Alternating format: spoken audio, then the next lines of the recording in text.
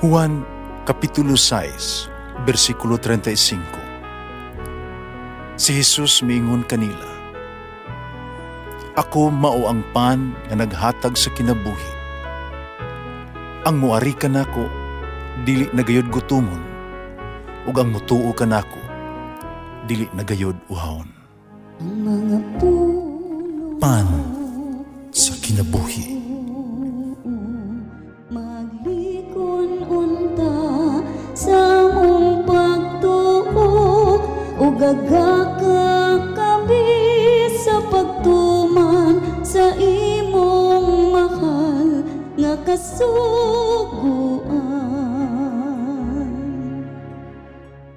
Ang Ginoo manaang kaninyo. Pagbasa gikan sa itong Ebanghelyo sumala ni San Juan. Si Jesus miingon siya mga tinunan. Daghan pa unta kaayo ako isulti kaninyo. Para karon dili pa kamo makatugad niini. Apan inig-abot sa Espiritu sa kamatuoran, tultulan kamo niya sa tibuok kamatuoran. Dili siya magsulti sa kagulingong pagbuot, kundi sultihan kamo niya sa iyang nadungog, ingon man sa mga butang umaabot. Himayaon ako niya, kaya aniya kanako mo iyang isulti kaninyo.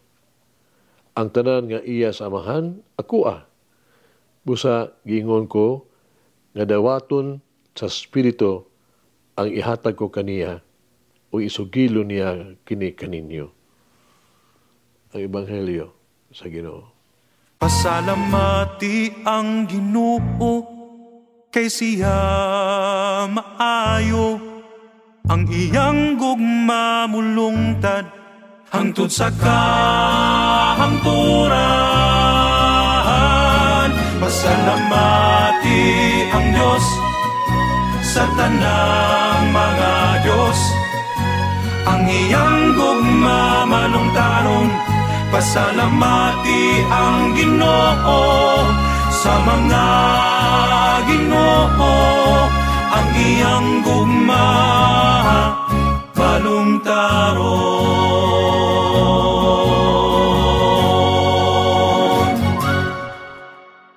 Atong mahanduraw, imagine nato ang naong ni Jesus na puno sa kaalam. Samtang iyang ipamulong kini nga mga pagigpulong ngadto sa iyang mga tinunan. Sinahibalo pag-ayo nga ang iyang mga tinunan dili makasabot sa bugos gyud sa sunod-sunod nga mga panghitabo ug sa umaabot pa. Medyo dili pa klaro ang ilang panabot. Pero sila naningkamot pagpaminaw uban sa abling ang kasing-kasing. Gitulo ni Kristo nila ang krus para mga disipulo wala makasabot. Naghulat sigud sila og usa ka manggugubat nga Mesiyas, hari. O di nila ma-imagine mahanduraw ang usa ka pusmang luluwas nga mag-antos.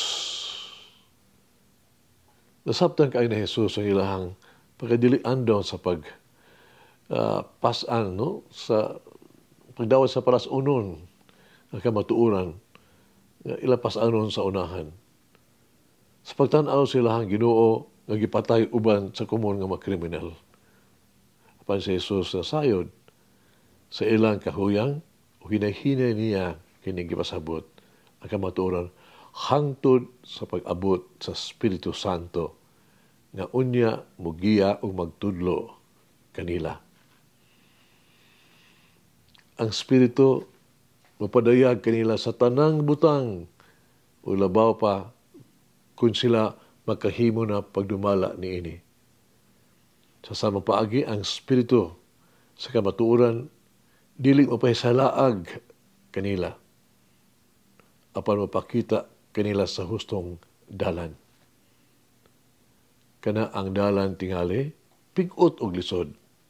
Apan ang Espiritu sa kamatuoran motabang jud kanila sa paglakaw nga may dakong pagsalig. Mag-ampo kita. Jesus na ining mahimayaong panahon. Nagpasalamat ako sa imong pagkabanhaw. isaag ka kanamog pag-ong kinabuhi. Pang imong pagkabanaw naghatag ka namo o paglaom tuliwala sa kasakit. Salamat nga ako sa kabag-o ng binuhat ni Kristo, nimo.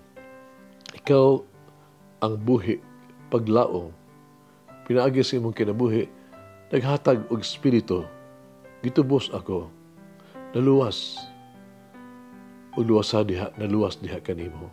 Amen. Mama Mary, intercede for me that inspired by the Holy Spirit, I may courageously embrace the truth revealed in your Son, Jesus Christ. Palagi na ang Diyos magagahom sa tanan, Amahan, Anak, Espiritu Santo. Amen. May the Lord of the divine mercy bless us all, heal us from all diseases and suffering. Ayun unta niya kita, tanang mga sakit na sa lawas o sa kalag, body and soul. In the name of the Father, the Son, and of the Holy Spirit. Jesus, I trust in you. Amen. The bread of life will never hunger, says the Lord. Kay galaan inyong nabati ang pagpaambit ug hamubong pamalandong sa pulong sa Dios pinaagi sa tulumanon pan sa kinabuhi nga gidumala ni Monsignor Daddy Silva. Hangtod na usab sa sunod higayon, daghang salamat.